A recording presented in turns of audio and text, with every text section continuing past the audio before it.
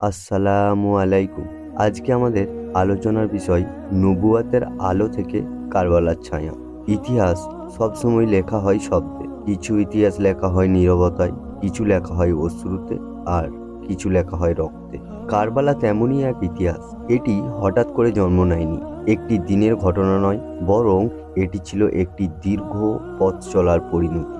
যে পথ শুরু হয়েছিল নবুয়াতের আলো দিয়ে আর শেষ হয়েছিল কারবালার রক্তাক্ত প্রান্তরে।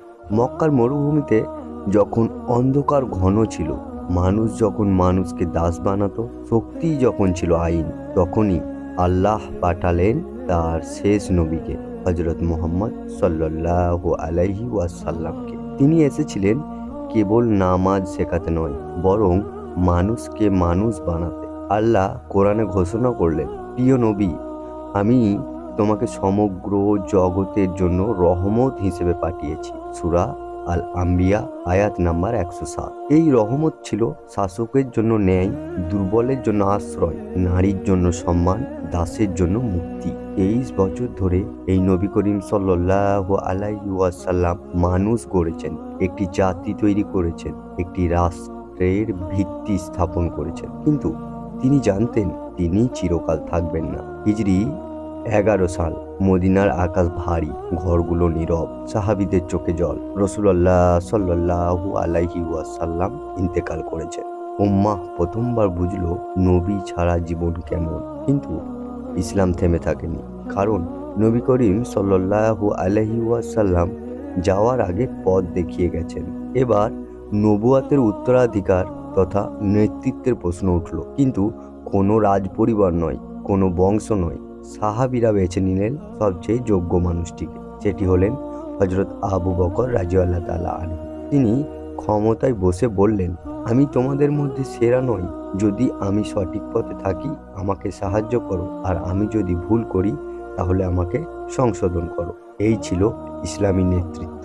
আর এই সময়কালকে খেলাফতে রাশেদা বা ন্যায় বিচারের স্বর্ণযুগ বলেও চিহ্নিত করা হয়। আবু বকর রাদিয়াল্লাহু তাআলা আনহুর পরে এলেন উমর রাদিয়াল্লাহু তাআলা আনহু। তার শাসনে রাতের অন্ধকারে খলিফা ঘুরে বেড়াতেন, কোনো শিশু না খেয়ে ঘুমাচ্ছে কিনা তা দেখে বেড়াতেন। তারপর এলেন উসমান রাদিয়াল্লাহু তাআলা আনহু, নম্র, লজ্জাশীল এবং কোরআনের সংরক্ষক। কিন্তু ঠিক এখানেই শুরু হয় অন্ধকার ঢুকতে। ইসলামের শত্রুরা বুঝে যায় তলোয়ার দিয়ে ইসলামকে ধ্বংস করা যাবে না, তাই তারা বেছে নেয় ভিতর থেকে আঘাত। শুরু হলো সাবাই ফিতনা, মিথ্যা রটনা, গুজব, ষড়যন্ত্র। শেষ পর্যন্ত উসমান রাদিয়াল্লাহু তাআলা আনহু নিজ ঘরেই শহীদ হলেন। এই রক্তই ছিল কারবালার প্রথম ফোঁটা। আলী রাদিয়াল্লাহু তাআলা আনহু ও তার বিভক্ত উম্মাহ খেলাফত গ্রহণ করেন এক ভাঙা সমাজ নিয়ে। আর এই ভাঙা সমাজ নিয়েই খেলাফতের লাঠি ধরলেন আলী রাদিয়াল্লাহু তাআলা আনহু। যুদ্ধ শুরু হয় জামাল ও সিফফিনদের মধ্যে। মুসলমানের বিরুদ্ধে দাঁড়ায়। শেষ পর্যন্ত আলী রাদিয়াল্লাহু তাআলা আনহু শহীদ হলেন। উম্মাহ তখন ক্লান্ত, রক্তাক্ত এবং ভাঙা। রক্তপাত থামানোর সিদ্ধান্ত হিসেবে এই অবস্থায় হাসান রাদিয়াল্লাহু তাআলা আনহু খেলাফত গ্রহণ করলেন। কিন্তু তিনি জানতেন আর রক্তপাত হলে উম্মাহ টিকে থাকবে না। তাই তিনি ইতিহাসের সব থেকে বড় ত্যাগ স্বীকার করেন, খেলাফত ছেড়ে দেন মুয়াবিয়া রাদিয়াল্লাহু তাআলা আনহুর। এটি ছিল শক্তির নয়, নৈতিকতার বিজয়। শুরু হলো ফিতনা, ক্ষমতা ও নিঃশব্দে বদলে যাওয়া এক ইতিহাস। ইতিহাস কখনো হঠাৎ মোড় নেয় না। যে বিপর্যয় একদিন বিস্ফোরণ ঘটায়, তার আগুন অনেক আগেই জ্বলতে শুরু করে, চুপিসারে, নীরবে, ধীরে ধীরে। কারবালাও ঠিক তেমনই হয়েছিল। হযরত উসমান রাদিয়াল্লাহু তাআলা আনহুর শাহাদাতের পর উম্মাহ আর আগের মতো ছিল না। বাইরে বাইরে সবাই মুসলমান, কিন্তু ভিতরে ভিতরে শুরু হয়ে গেছে সন্দেহ, অভিযোগ আর বিভক্তি। এরপর উসমান রাদিয়াল্লাহু তাআলা আনহুর শাহাদাত এক নতুন যুগের অবসান ঘটালো। উসমান রাদিয়াল্লাহু আনহু ছিলেন নম্র, ধৈর্যশীল এবং কোরআনের খাদিম। কিন্তু এই নম্রতাকেই শত্রু তার দুর্বল ভেবে বসল। তার বিরুদ্ধে মিথ্যা অভিযোগ ছড়ানো হলো। তিনি নাকি আত্মীয়দের প্রাধান্য দেন, তিনি নাকি ইনসাফ করেন না। এসব অভিযোগের বেশিরভাগই ছিল সাবাই ফিতনার তৈরি করা মিথ্যা গল্প। শেষ পর্যন্ত মদিনাতেই নিজের ঘরেই কোরআন তিলাওয়াত করা অবস্থায় তাকে শহীদ করা হলো। মুসলিম ইতিহাসে এটিই ছিল প্রথমবারের কোনো খলিফার রক্ত। এই রক্ত থেমে থাকেনি, বরং আরও রক্ত ডাকতে শুরু করে। এরপর শুরু হলো আলী রাজিয়াল্লাহ তাআলা আনহুর খেলাফত, এক ভাঙা সমাজের দায়িত্ব। উসমান রাজিয়াল্লাহ তাআলা আনহুর শাহাদতের পর মুসলিম সমাজ দিশাহীন। অনেকে সাহাবী তখন জীবিত ছিল, কিন্তু কেউ এই আগুনের মধ্যে নেতৃত্ব নিতে চাইছিলেন না। শেষ পর্যন্ত মুহাজির ও আনসার সাহাবীদের চাপেই হযরত আলী রাদিয়াল্লাহু তাআলা আনহু খেলাফত গ্রহণ করলেন। কিন্তু প্রশ্ন ছিল, একটি প্রশ্ন নয়, বহু প্রশ্ন। যেমন উসমান রাদিয়াল্লাহু তাআলা আনহুর হত্যার বিচার কবে হবে? এই হত্যার জন্য কারা দায়ী? রাষ্ট্র আগে স্থিতিশীল হবে না বিচার আগে হবে? এই প্রশ্নগুলোই উম্মাকে দুই ভাগে ভাগ করে দেয়। এবার শুরু হয়ে গেল জঙ্গে জামাল, মুসলমান বনাম মুসলমান। একদিকে ছিলেন হযরত আয়েশা রাদিয়াল্লাহু তাআলা আনহা, তালহা রাদিয়াল্লাহু তাআলা আনহু, জুবায়ের রাদিয়াল্লাহু তাআলা আনহু। তাদের দাবি ছিল উসমান রাদিয়াল্লাহু তাআলা আনহুর হত্যার বিচার আগে হোক। অন্যদিকে ছিলেন হযরত আলী রাদিয়াল্লাহু তাআলা আনহু। তিনি বললেন, রাষ্ট্র আগে স্থিতিশীল না হলে বিচার বাস্তবায়ন অসম্ভব। দুই পক্ষের নিয়ত ভালো ছিল, কিন্তু পরিস্থিতি নিয়ন্ত্রণের বাইরে চলে যায়। শেষ পর্যন্ত জঙ্গে জামাল সংঘটিত হয়। ইতিহাস সাক্ষ্য দেয়, এই যুদ্ধে কেউই খুশি ছিল না। এটি ছিল একটি বেদনা বিধুর ভুল বোঝাবুঝি। এরপর আসে জঙ্গে সিফফিন ও রাজনীতির নতুন রূপ। এখানে সামনে আসেন হযরত মুয়াবিয়া রাদিয়াল্লাহু তাআলা আনহু। তিনি তখন শামের গভর্নর। তার দাবিও ছিল একই, উসমান রাদিয়াল্লাহু তাআলা আনহুর হত্যার বিচার। কিন্তু যুদ্ধের মাঝপথে ঘটে যায় ইতিহাসের এক মোড় ঘোরানো ঘটনা। কোরআন উঁচিয়ে ধরা হয় বর্ষার মাথায়, সালিসের প্রস্তাব আসে। এখান থেকেই রাজনীতি ঢুকে পড়ে খাঁটি নৈতিকতার ভিতর। সালিসের সিদ্ধান্তে সবাই সন্তুষ্ট হয়নি। একদল লোক বলল, হুকুম একমাত্র আল্লাহ। এই দলই ইতিহাসে পরিচিত খারিজি দল নামে। তারা একসময় হযরত আলী রাদিয়াল্লাহু তাআলা আনহুকেই কাফির বলা শুরু করে। নাউজুবিল্লাহ। শেষ পর্যন্ত এই খারিজদের হাতেই হযরত আলী রাদিয়াল্লাহু তাআলা আনহু শহীদ হন। হাসান রাদিয়াল্লাহু তাআলা আনহু শান্তির খলিফা। আলী রাদিয়াল্লাহু তাআলা আনহুর পর মানুষ তার পুত্রের দিকে তাকিয়ে থাকে। হাসান রাদিয়াল্লাহু তাআলা আনহু খেলাফত গ্রহণ করলেন, কিন্তু তিনি দেখেন উম্মাহ একেবারে ক্লান্ত, রক্তে ভেজা। আর একটি যুদ্ধ শক্তি করার ক্ষমতা তাদের নেই। তিনি জানতেন আর যুদ্ধ মানেই হাজার হাজার মুসলমানের মৃত্যু। তাই তিনি এমন এক সিদ্ধান্ত নেন যা ইতিহাস নজিরবিহীন করে রাখে। তিনি খেলাফত ছেড়ে দেন, মুয়াবিয়া রাদিয়াল্লাহু তাআলা আনহুর হাতে ক্ষমতা তুলে দেন। রাসূলুল্লাহ সাল্লাল্লাহু আলাইহি ওয়াসাল্লাম বলেছিলেন, আমার এই দুই বড় পুত্র মুসলিম দলের মধ্যে মীমাংসা করবে, যেটা বুখারী শরীফের হাদিস থেকে পাওয়া যায়। মুয়াবিয়া রাদিয়াল্লাহু তাআলা আনহু ক্ষমতায় আসেন এক বিধ্বস্ত উম্মাহ নিয়ে। তিনি ছিলেন দূরদর্শী, কূটনৈতিক, বাস্তববাদী শাসক। তার শাসনে রাষ্ট্রীয় স্থিতি ফিরে আসে, সীমান্ত সুরক্ষিত হয়, ইসলাম ছড়িয়ে পড়ে দূর দূরান্ত। কিন্তু নীরবে বদলে যেতে থাকে ইতিহাস। যদিও রাষ্ট্র স্থিতিশীল, কিন্তু একটি বিষয় ধীরে ধীরে বদলাতে থাকে। যেমন সূরা ব্যবস্থা দুর্বল হতে থাকে, নেতৃত্ব ধীরে ধীরে রাজতান্ত্রিক রূপ নেয়। মুয়াবিয়া রাদিয়াল্লাহু তাআলা আনহু নিজে এই পরিবর্তনকে সম্পূর্ণভাবে সমর্থন করতেন এ কথা ইতিহাসে স্পষ্ট নয়, কিন্তু বাস্তবতা হলো তিনি ইয়াজিদকে উত্তরসূরি মনোনীত করলেন। এটি ছিল ইসলাম রাজনৈতিক ইতিহাসের সবচেয়ে সংবেদনশীল সিদ্ধান্ত।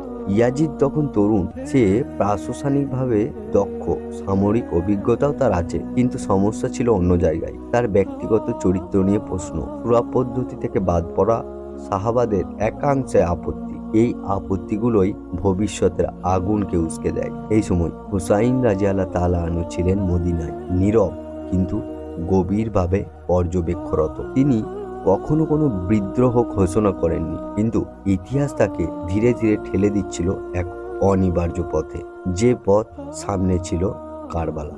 ইতিহাসের এই পর্যায়ে এসে একটি প্রশ্ন সামনে থেকে যায়, এইসব ঘটনা ঘটার পর হুসাইন রাদিয়াল্লাহু তাআলা আনহু কি করবেন? নীরব থাকবেন, না কথা বলবেন? আপোষ করবেন, নাকি অবস্থান নেবেন? ইতিহাসের সবচেয়ে কঠিন মুহূর্তগুলো সবসময় যুদ্ধের ময়দানে আসে না, কখনো কখনো সেগুলো আসে একটি সিদ্ধান্তের সামনে দাঁড়িয়ে। কারবালার আগেও তেমনই এক মুহূর্ত এসেছিল, যখন তলোয়ার ওঠেনি, কিন্তু বিবেক কেঁপে উঠেছিল। সময়টা ছিল 60 হিজরি। এক শাসকের মৃত্যু, এক সংকটের জন্ম। দামেস্কে ইন্তেকাল করেন হযরত মুয়াবিয়া রাদিয়াল্লাহু তাআলা আনহু। দীর্ঘ 20 বছর ধরে তিনি শাসন করেছেন, উম্মাকে যুদ্ধ থেকে শান্তির দিকে এনেছেন, রাষ্ট্রকে স্থিতিশীল করেছেন। কিন্তু তার ইন্তেকালের সঙ্গে সঙ্গেই একটি প্রশ্ন আবার সামনে চলে আসে, নেতৃত্ব এখন কার হাতে যাবে? মুয়াবিয়া রাদিয়াল্লাহু তাআলা আনহুর সিদ্ধান্ত অনুযায়ী ক্ষমতা যাবে তার পুত্র ইয়াজিদের হাতে। কাগজে কলমে সব ঠিক, কিন্তু বাস্তবে শুরু হয়েছিল অস্বস্তি। কারণ ইসলামী ইতিহাসে এই প্রথমবার খেলাফত সরাসরি পুত্রের হাতে যাচ্ছে। ইয়াজিদ ক্ষমতায় বসেই সবচেয়ে গুরুত্বপূর্ণ যে কাজটি করেন তা হলো বাইয়াত নিশ্চিত করা। তিনি জানতেন, যতক্ষণ বড় বড় সাহাবী ও নবী করিম সাল্লাল্লাহু আলাইহি ওয়াসাল্লামের ঘনিষ্ঠ পরিবার বাইয়াত না দেবে, ততক্ষণ তার শাসন প্রশ্নবিদ্ধ থাকবেই। তাই তিনি নির্দেশ দেন মদিনার গভর্নরকে ও মক্কার প্রশাসনকে যেন দ্রুত বায়াত নেওয়া হয়। এখানেই ঘটে ইতিহাসের সূক্ষ্ম কিন্তু ভয়ঙ্কর মোড়। যারা বায়াত দেননি, ইয়াজিদের কাছে সবচেয়ে বড় চিন্তার কারণ ছিলেন এই 5 জন: আব্দুল্লাহ ইবনে উমর, আব্দুল্লাহ ইবনে আব্বাস, আব্দুল্লাহ ইবনে জুবাইর, আব্দুল্লাহ ইবনে আবু বকর, হুসাইন ইবনে আলী। এরা কেউই সাধারণ মানুষ নন, এরা ছিলেন সাহাবীদের সন্তান, উম্মার নেতৃত্বস্থানীয় ব্যক্তি, ইসলামী ইতিহাসের জীবন্ত সাক্ষী। তাদের বায়াত না করা মানেই একটি বড় প্রশ্নচিহ্ন। হুসাইন রাদিয়াল্লাহু তাআলা আনহু তখন মদিনায়। তিনি কোনো ভাষণ দেননি, কোনো বিদ্রোহও ডাকেননি, তিনি শুধু বায়াত করেননি। এই বায়াত না করাই তার জীবনের সবচেয়ে বড় বক্তব্য। কেন তিনি বায়াত করলেন না? এই প্রশ্নের উত্তর সহজ নয়, কিন্তু অনেক গভীর। প্রথমত, হুসাইন রাদিয়াল্লাহু তাআলা আনহু আপত্তি করেছিলেন পদ্ধতির ওপর। ইসলামে নেতৃত্ব আসে সূরার মাধ্যমে, যোগ্যতার ভিত্তিতে বংশানুক্রমিক রাজত্ব নবী করিম সাল্লাল্লাহু আলাইহি সাল্লামের সুন্নাহ ছিল না। দ্বিতীয়ত, ইয়াজিদের ব্যক্তিগত চরিত্র নিয়ে তখন প্রশ্ন উঠেছিল। ইতিহাসে পাওয়া যায় নামাজে অবহেলা, মদ্যপানের অভিযোগ, বিলাসী জীবনযাপন। হুসাইন রাদিয়াল্লাহু আনহু বলেছিলেন, ইয়াজিদের মতো কেউ আমার কাছে গোপনে বায়াত গ্রহণ করতে পারে না। এদিকে মদিনায় চাপ সৃষ্টি হয়। ইয়াজিদ নির্দেশ দেন মদিনার গভর্নর ওয়ালিদ বিন উতবাকে রাতের মধ্যেই হুসাইনের কাছ থেকে বায়াত নিতে হবে। মদিনায় এক নীরব রাত নেমে এলো, কিন্তু নবী করিম সাল্লাল্লাহু আলাইহি ওয়াসাল্লামের মসজিদ তখনও দিনের আলো হারায়নি। হুসাইন রাদিয়াল্লাহু তাআলা আনহুকে ডাকা হলো গভর্নরের দরবারে। তিনি একা যাননি, সঙ্গে নেন নিজের লোকজন, কারণ তিনি জানতেন এটা শুধু কথা বলার ডাক নয়। গভর্নর ওয়ালিদ বলে উঠলেন, ইয়াজিদ খলিফা হয়েছেন, আপনাকে বায়াত দিতে হবে। হুসাইন রাদিয়াল্লাহু আনহু শান্ত কণ্ঠে বললেন, আমার মতো ব্যক্তি গোপনে বায়াত দেয় না, আগামীকাল প্রকাশ্যে আলোচনা হোক। এই কথার ভিতর ছিল সম্মান, দৃঢ়তা, কূটনৈতিক প্রজ্ঞা। কিন্তু গভর্নরের পাশে দাঁড়িয়ে থাকা মারওয়ান ইবনে হাকাম চিৎকার করে বলে উঠলেন, এখনই বায়াত নাও, নইলে তাকে বন্দি করো। এই মুহূর্তেই পরিস্থিতি বিস্ফোরণের কাছাকাছি চলে যায়। কিন্তু হুসাইন রাদিয়াল্লাহু আনহু সাহস ও প্রজ্ঞার সাথে সেখান থেকে বেরিয়ে আসেন। এই ঘটনার পর হুসাইন রাদিয়াল্লাহু আনহু বুঝে যান মদিনা আর নিরাপদ নয়। নবী করিম সাল্লাল্লাহু আলাইহি ওয়াসাল্লামের শহর, তার নাতিও নিরাপদ নয়। তিনি সিদ্ধান্ত নেন পরিবার সহ মক্কায় চলে যাবেন। এটা ছিল পালিয়ে যাওয়া নয়, এটা ছিল রক্তপাত এড়ানোর চেষ্টা। তিনি তখনও যুদ্ধ চাননি। হুসাইন রাদিয়াল্লাহু আনহু মক্কায় পৌঁছান। হজের মৌসুম, চারিদিক থেকে মানুষ আসছে, আর এখানেই শুরু হয় ইতিহাসের আরেক অধ্যায়। কুফা তখন ইরাকের গুরুত্বপূর্ণ শহর। সেখানে আলী রাদিয়াল্লাহু আনহুর শাসনকাল ছিল। অনেকে সেখানকার লোকেরা নিজেদেরকে শিয়ানে আলী বলে ডাকত। হুসাইন রাদিয়াল্লাহু আনহুর কাছে একটির পর একটি চিঠি আসতে থাকে। আমরা ইয়াজিদকে চাই না, আপনিই আমাদের নেতা। 1,00,000 তলোয়ার প্রস্তুত। শুধু চিঠি নয়, প্রতিনিধিও আসে। ইতিহাসে উল্লেখ আছে, একই দিনে 600-রও বেশি চিঠি এসেছিল হুসাইন রাদিয়াল্লাহু আনহুর কাছে। হুসাইন রাদিয়াল্লাহু আনহু দ্বিধা, আবেগ ইত্যাদিতে তিনি ভাসেননি। তিনি জানতেন কুফার ইতিহাস ভালো নয়। সেই কুফাই একদিন আলী রাদিয়াল্লাহু আনহুকে কষ্ট দিয়েছে। তাই তিনি সরাসরি যেতে চাননি। ইতিহাসের কিছু যাত্রা গন্তব্যের জন্য নয়, বরং সাক্ষ্যের জন্য হয়। হযরত হুসাইন রাদিয়াল্লাহু আনহুর যাত্রাও তেমনই ছিল। তিনি জানতেন না কারবালা নামের এই শুকনো প্রান্তর একদিন দুনিয়ার সবচেয়ে ভেজা ইতিহাস বহন করবে। কিন্তু তিনি জানতেন যে পথ তিনি বেছে নিয়েছেন তা সত্যের পথ। মক্কা ছেড়ে বেরোনোর সময় তার সঙ্গে ছিলেন পরিবার, নারী, শিশু, অল্প কিছু সঙ্গী। এটা কোনো যুদ্ধযাত্রা ছিল না, এটা ছিল একজন নাতির নৈতিক অবস্থানের যাত্রা। পথে অনেকে তাকে থামাতে চেয়েছিলেন। কেউ বলেছে ফিরে যান, কেউ বলেছে মদিনায় থাকুন, আবার কেউ বলেছে ইয়াজিদের হাতে বায়াত দিন, রক্তপাত থেকে এড়িয়ে চলুন। কিন্তু হুসাইন রাদিয়াল্লাহু আনহু তার উত্তর ছিল একটাই, আমি অন্যায়ের সাথে আপোষ করতে পারি না। এই কথার ভিতরে কোনো অহংকার ছিল না, ছিল দায়িত্ববোধ। কারবালার দিকে প্রথম বাধা ইরাকের সীমানার কাছে তাদের পথ রুদ্ধ করে দাঁড়ায় একটি সশস্ত্র বাহিনী। নেতৃত্বে ছিল হুর ইবনে ইয়াজিদ আত-তামিমি। তিনি ছিলেন সৈনিক কিন্তু নিষ্ঠুর নন। তিনি নির্দেশ পেয়েছিলেন হুসাইন রাদিয়াল্লাহু আনহুকে কুফায় যেতে দেওয়া যাবে না, আবার মদিনাতেও ফিরে যেতে দেওয়া যাবে না। এক অদ্ভুত বন্দিত্ব। হুসাইন রাদিয়াল্লাহু আনহু প্রশ্ন করলেন, আমি কে জানো? হুর নীরবে থাকেন। হুসাইন রাদিয়াল্লাহু আনহু আবারও বললেন, আমি মুহাম্মদ সাল্লাল্লাহু আলাইহি ওয়াসাল্লামের নাতি। এই কথায় হুরের মাথা নিচু হয়ে যায়। এখানেই প্রথমবার কারবালার আকাশ বুঝে নেয় সব সৈনিকই জালিম হয় না। শেষমেশ নিয়তির জায়গা কারবালায় পৌঁছালেন। সময়টা ছিল ২য় মুহররম ৬১ হিজরি। হুসাইন রাদিয়াল্লাহু আনহু জিজ্ঞেস করেন, এই জায়গার নাম কি? উত্তরে আসে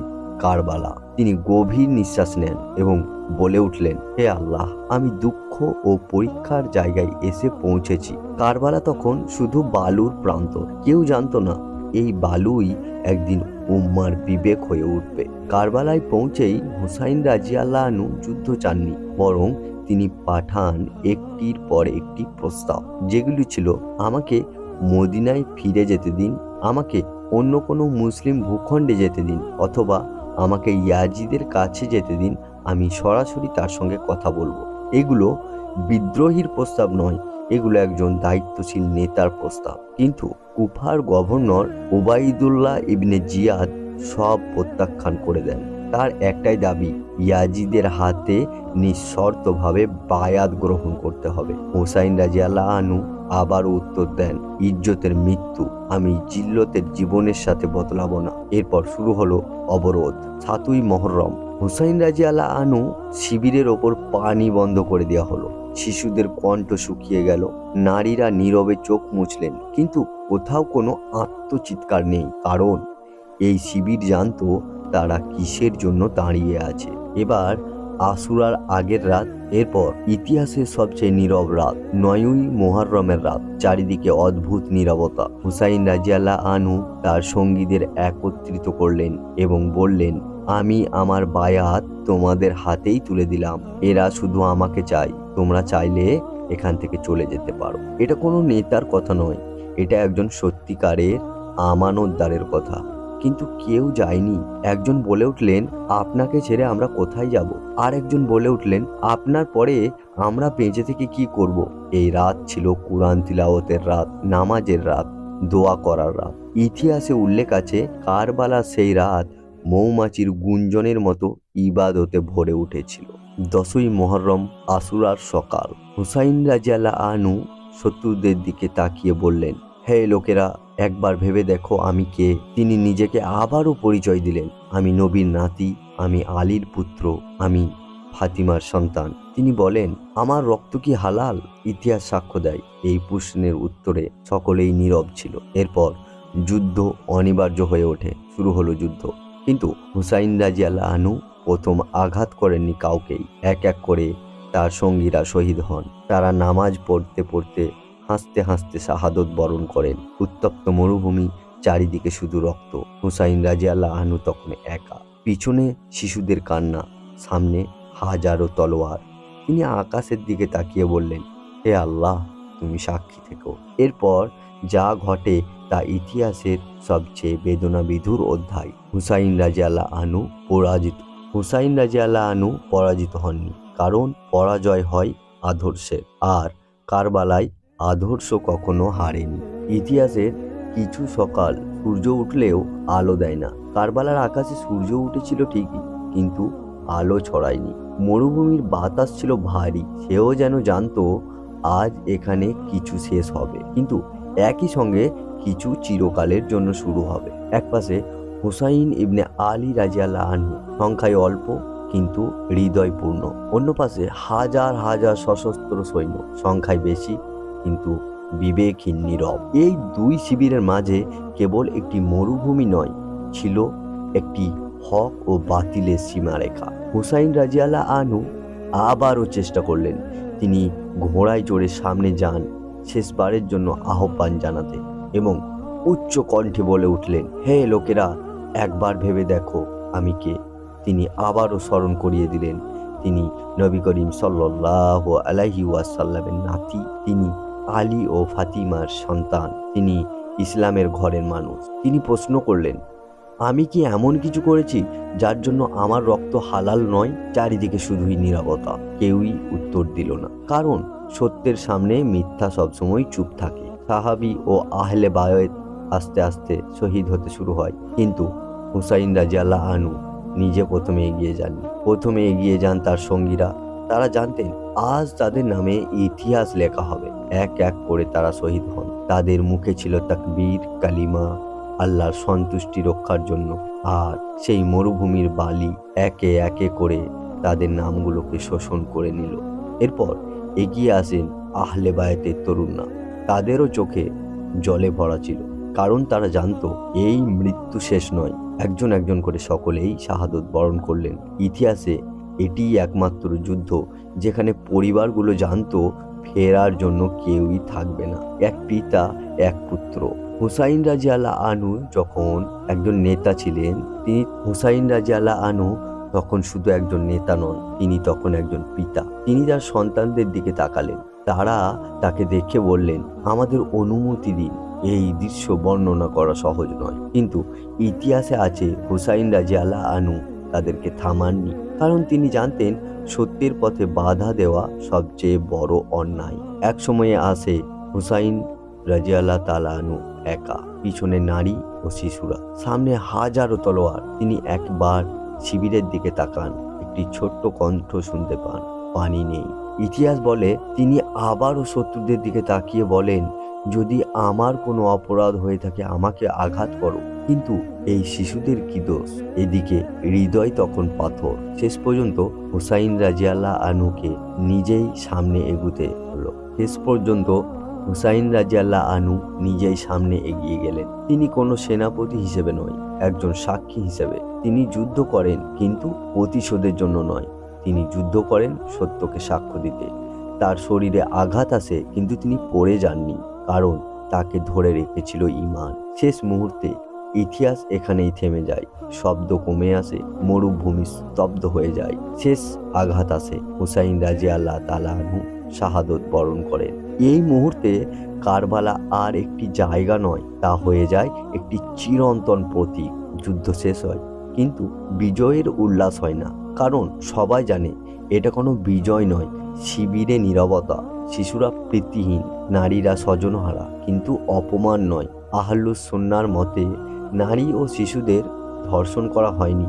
খবর যখন পৌঁছায় ইয়াজিদের কাছে, ইয়াজিদ তখন নীরব হয়ে যায়। তিনি প্রকাশ্যে এই ঘটনার দুঃখ প্রকাশ করেন, কিন্তু ইতিহাস প্রশ্ন করে, যদি সত্যি দুঃখ থাকতো তাহলে এই জুলুম থামানো গেল না কেন? এই প্রশ্নের উত্তর ইতিহাস আজও দিয়ে গেছে। সত্য সংখ্যায় কম হলেও হক, কিন্তু শক্তি ন্যায় দিয়ে তৈরি করা যায় না। ত্যাগ কখনো বৃথা যায় না। হুসাইন রাদিয়াল্লাহু আনহু পরাজিত হননি, কারণ পরাজয় হয় আদর্শের, আর কারবালায় আদর্শ শহীদ হয়নি। কারবালার পর সব অন্ধকার হয়ে যায়নি, একটি প্রদীপ জ্বলতে থাকে, সত্যের প্রদীপ, প্রতিবাদের প্রদীপ, ন্যায়ের প্রদীপ, আর সেই প্রদীপের নাম হুসাইন রাদিয়াল্লাহু আনহু।